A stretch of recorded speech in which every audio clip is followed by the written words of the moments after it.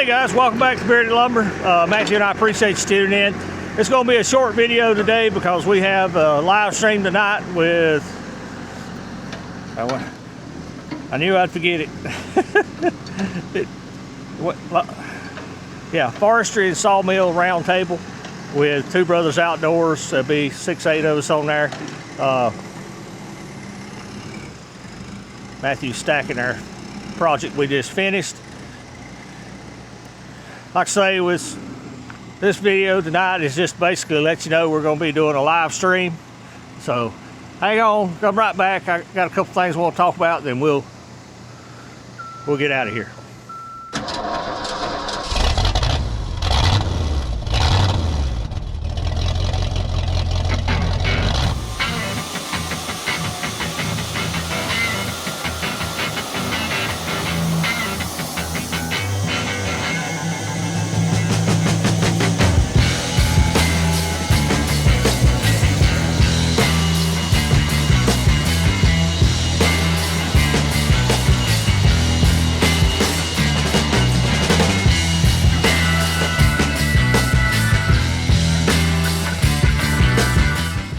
Okay guys, like I said, I got a few things I wanted to cover tonight. First is invite you to our live stream. If you got any, we'll have a link. You can jump in through Bearded Lumber. We invite you to come hang out with us. You don't have to stay the whole 3 hours, but we'll be covered. I think this week's topic is mobile milling, how to survive and excel at it. But while we're here in the yard, I just wanted to show you a few things. What we've been up to. We finished this job. A bunch of western cedar, had to resaw. Got some oak over here we finished for a customer, waiting its time to go in the kiln. Everything behind it is, well, I got one stack of poplar for another customer's got to go in the kiln, and that's mine. Over here on the other side of the building, there's about 6,000 feet of white pine ready to go in the kiln. Turn around here, this first building, there's 1,400 feet of red oak flooring done, waiting on customer to pick up. You just seen the stack over there Matthew put in. That's about 700 square feet of tongue and groove, V-groove for customer ceiling. And then we got the last bay over there is all that hickory we done. Customer's supposed to be making arrangements to get that picked up. I may walk over here just a little bit. We've got getting about caught up on our sawmilling finally. I still got 2 Dalton redwoods I need to saw. First stack is kind of a mix of poplar and some cherry, it's mine. Next stack is white oak, red oak, cherry for a customer. The same customer's got all these monstrous white pines, as well as this stack over here. Waiting on a cut list on that. We got to get started. Then this pile of 20-foot poles. Guy's building a big shed on the side of his barn. We got to get those cut this week. And then I've got 1, 2, 3 big piles of yellow pine. That's all mine. Needs cut in inventory. And then we got some fresh white pine that came in. We are blessed beyond measure, people. Let me tell you. Normally this time of year we're slow. We're doing government projects, trying to find something to stay busy, but we've been blessed this year.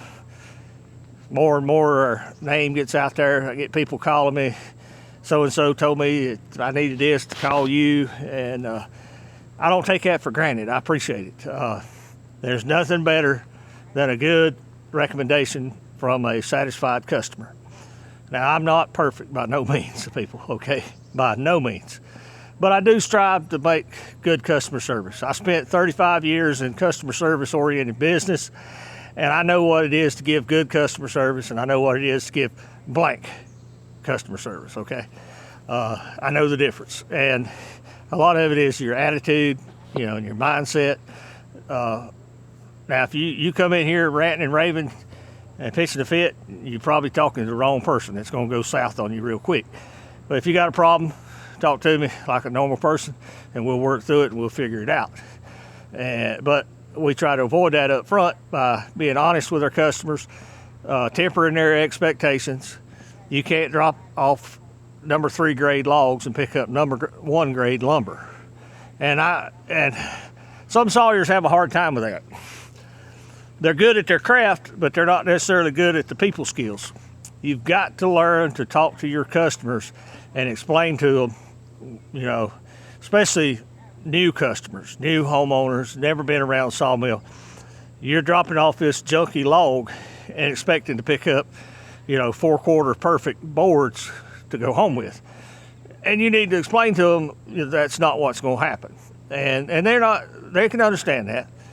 And not every homeowner understands that a tree from the ground to the treetop is a good tree.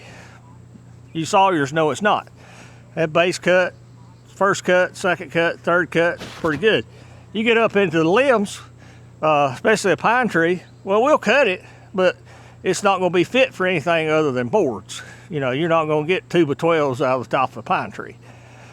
And that's the kind of things you learn to explain to your customers up front, so that you temper their expectations so that you can exceed their expectations when they come and pick up their lumber. But if they're expecting, like they walk down the aisle at Lowe's where they got all their finished shelving boards and they're going to pick up one of them and take home, they're not going to be happy when they come back and see the lumber you give them is rough cut. Not everybody knows, and it's your job, my job, to educate them.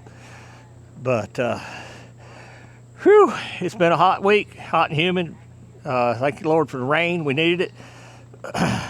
You can see my I don't have a weather rock. I got weather mud. The mud is good and wet, so we don't need any more rain. Now, when that mud dries out, I can tell you it's about ready to rain. we use weather mud around here. But been a joy on YouTube, guys. I appreciate each and every one of you tuning in to see what we do. I'd love to see you on our live stream tonight. It's 8 o'clock Eastern time. Like I say, there'll be a link. That's going to do it for the day, guys. I didn't want to have a long video here and then expect you to tie into our live stream. So if you would, come join us. That's going to do it for today. We'll see you back at the mill. Thank you for watching. Here's a video selection and a playlist suggestion. Click here to subscribe for more great content. We'll see you at the mill.